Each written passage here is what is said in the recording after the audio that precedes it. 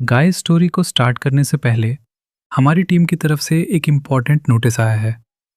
सो आप लोग इसको ज़रूर फॉलो करना। हमारी टीम ने एक न्यू बैकअप चैनल क्रिएट किया है जिसका लिंक इसी चैनल के डिस्क्रिप्शन बॉक्स में अवेलेबल है। सो आप लोग उस पर क्लिक करके तुरंत ज्वाइन कर ले। धन्यवाद। जहांगीर खान और उसके गुर्गों को छगन मगन को सौंपने के बाद शौर्य ने शिप्रा को फोन लगाया। शिप्रा भी कनिका और उसके भाई को विदा करके मॉडल टाउन वाले घर के लिए निकल रही थी। वो शौर्य के फोन का ही इंतजार कर रही थी।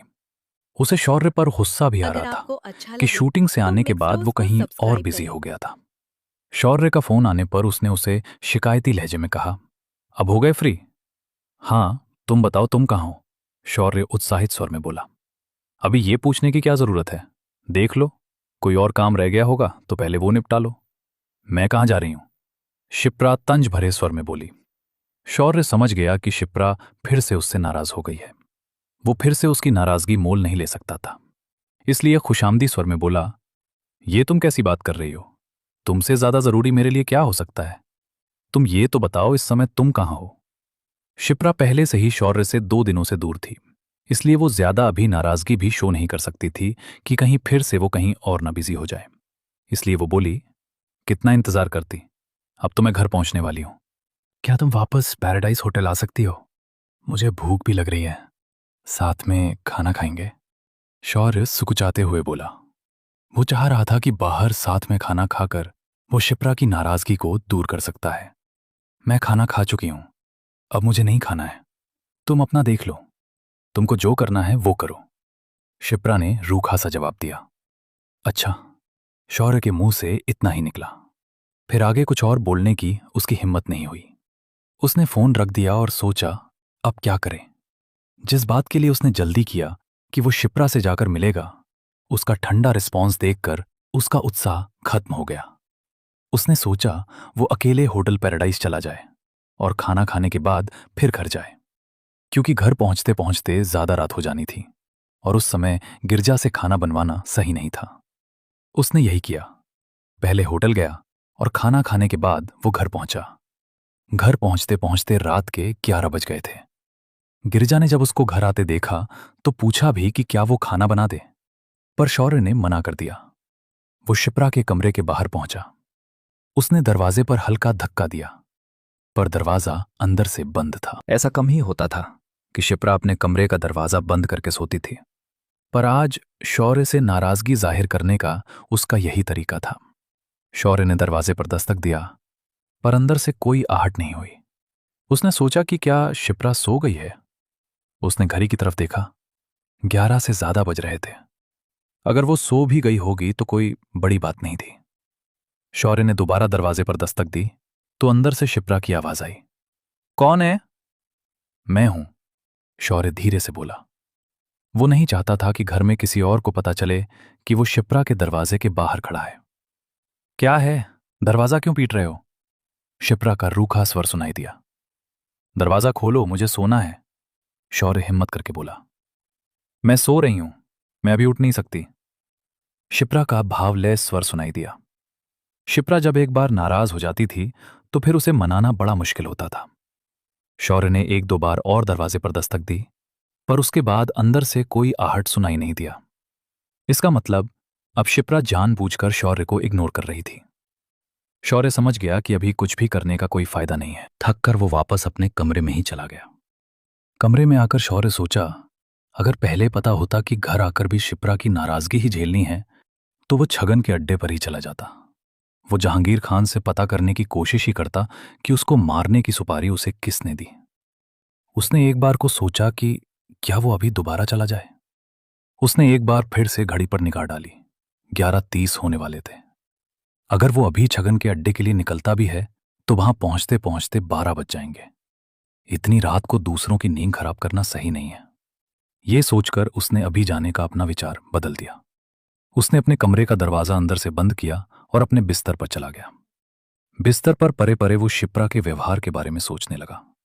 उसका व्यवहार अभी भी पूरी तरह बच्चों वाला था। किसी से नाराज तो वो यूं चुटकियों में हो जाती है। शिप्रा के व्यवहार के बारे में सोचकर शौर्य के चेहरे पर एक मुस्कान खेल रही। वो शिप्रा के बारे में सोचते हुए सोने की कोशिश करने लगा। दूसरी तरफ शिप्रा अपने कमरे में शौर्य से ये बोल तो दी कि वो सो रही है और उठकर अपना दरवाजा नहीं खोल सकती, पर वो उम्मीद कर रही थी कि शौर्य उसे मनाने की कोशिश करता रहे। उसके बोलने के बाद भी दरवाजे पर 2 और दस्तक हुई, पर जब अंदर से कोई रिस्पॉन्स नहीं मिला तो शौर्य अपने कमरे में चला गया। शिप्रा अपने बिस्तर पर करवट बदलती रही। नींद तो वैसे ही उसकी आंखों में नहीं थी, वो तो बस शौर्य को तरपाना चाहती थी। जब उसने देखा कि दोबारा फिर से कमरे के बाहर से कोई आहट नहीं आ रही है तो उसकी बेचैनी बढ़ने लगी। वो तो वापस आने के बाद शौर्य का चेहरा देख भी नहीं पाई थी। इतनी जल्दी शौर्य का अपने कमरे में चले जाना अब उसको बर्दाश्त नहीं हो रहा था। अब उसे खुद पर ही खिंजाने लगी कि उसके मना करने के बाद भी जब शौर्य ने 2 बार और दरवाजे पर दस्तक दी थी तो तभी उसको उसका दरवाजा खोल देना चाहिए था। पर अपने ईगो के चक्कर में उसने ये मौका गवा दिया। जब उससे और बिस्तर पर रहना संभव नहीं हुआ तो वो बिस्तर से उठ गई। उसने जाकर अपना दरवाजा खोला और शौर्य के कमरे के सामने आकर खड़ी हो गई। पहले तो उसने कमरे के अंदर की आहट लेने की कोशिश की, पर अंदर एकदम शांति छाई थी। शिप्रा ने मन में सोचा, क्या वो इतनी जल्दी सो गया है? उसकी नींद आराम कर, वो तो सोएगा ही। थोड़ी देर वो उसी अवस्था में खड़ी रही, फिर सोचा एक बार शौर्य को देखने के बाद वो वापस अपने कमरे में चली जाएगी। उसने शौर्य के कमरे के दरवाजे को अंदर की तरफ धक्का दिया, पर यह क्या, दरवाजा तो अंदर से बंद था। क्या शौर्य उससे बदला ले रहा है कि उसने अपने कमरे का दरवाजा बंद कर रखा था? शिप्रा कश्मकश की स्थिति में दिखाई देने लगी। उसने खुद के मन को मारकर दरवाजे पर दस्तक दिया, पर अंदर से कोई आवाज नहीं आई। शौर्य अपने बिस्तर पर पड़ा रहा, पर कोई हरकत नहीं की। जब 2-3 दस्तक के बाद भी दरवाजा नहीं खुला तो शिप्रा की बेचैनी और बढ़ गई। उसे समझ नहीं आया कि अब वो क्या करें। क्या शौर्य सच में इतनी जल्दी सो गया? देखो तो, उसकी नींद हराम करके खुद मजे से सो गया। वो वापस कमरे में आई। वो बिस्तर पर न जाकर कमरे में ही टहलने लगी। उसने सोचा क्या वो उसको फोन करे, पर इस बात के लिए उसके दिल ने गवारा नहीं किया। वो टहलते हुए अपने कमरे से लगी गैलरी में आ गई। उसने गैलरी से जो दरवाजा शौर्य के कमरे में जा रही थी उस पर हाथ रखा तो दरवाजा अंदर की तरफ चला गया। इसका मतलब ये दरवाजा खुला हुआ था। वो धीरे से कमरे में बिना किसी आहट के प्रवेश की। उसने दरवाजे को फिर से बंद किया और अपनी आंखों को मिचमिचाकर अंधेरे में देखने का अभ्यस्त किया। उसने देखा शौर्य बिस्तर पर सोया हुआ था। सांसों के साथ उसका सीना ऊपर नीचे हो रहा था। एक पल के लिए वो असमंजस में रही। उसके बाद वो शौर्य के बिस्तर के पास गई। उसने गौर से शौर्य के चेहरे की तरफ देखा तो उसका मन किया कि वो उसके पास जाकर उसको किस कर ले, पर अगले ही पल उसका अहम जाग गया कि वो क्यों उसके पास जाए। शौर्य को उसके पास आना चाहिए था, पर वो तो घोड़े बेचकर सो रहा है।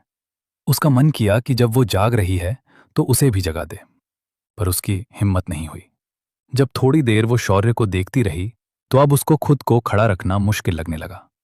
वो कमरे में ये सोचकर आई थी कि एक बार शौर्य को देखने के बाद वो वापस अपने कमरे में चली जाएगी, पर अब ये काम उसे मुश्किल लगने लगा। वो जाकर शौर्य के करीब बेड पर बैठ गई।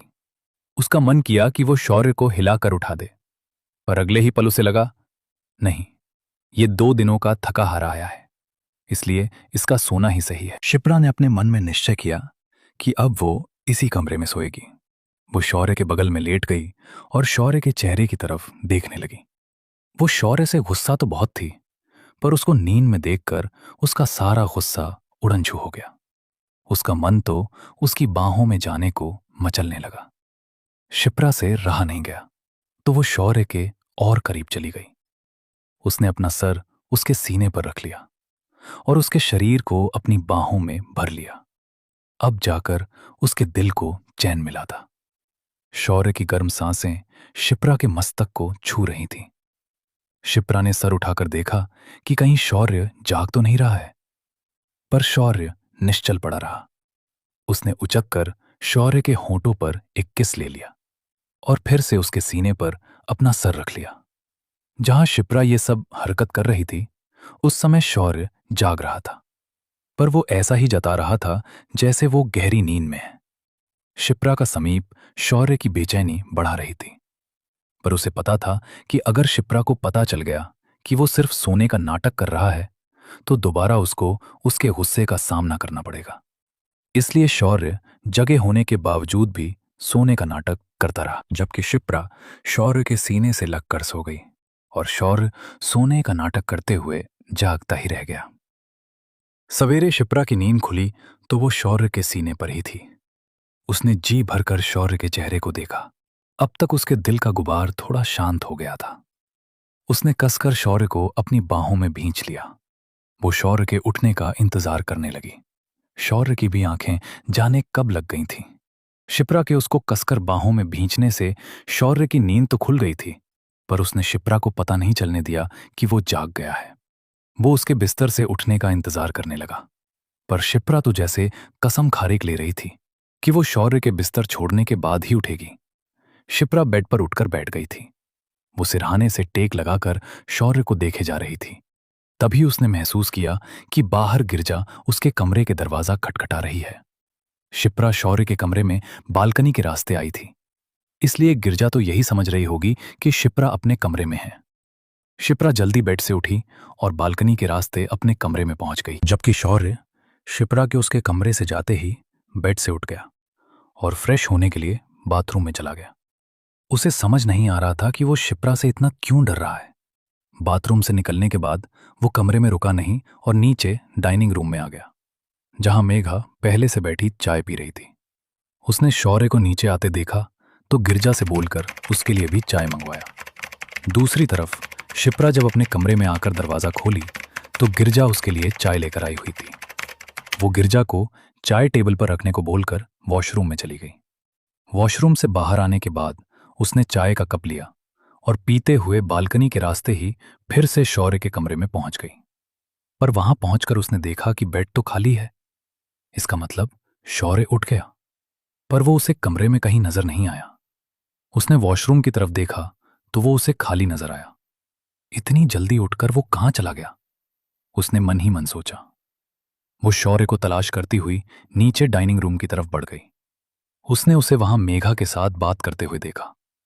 चाय की कप उसके सामने टेबल पर पड़ी हुई थी। मेघा ने डाइनिंग रूम में शिप्रा को आते देखा तो शौर्य से मुस्कुराती हुई बोली, आप भाभी से बचकर ही यहां आए थे ना? अब लो, वो यहीं आ रही है।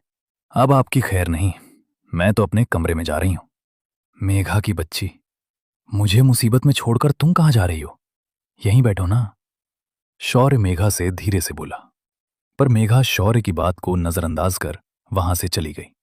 उसे पिछली रात को ही पता चल गया था कि शिप्रा शौर्य से गुस्सा थी। अब आगे क्या होगा? शौर्य शिप्रा को कैसे मनाएगा? क्या होगा?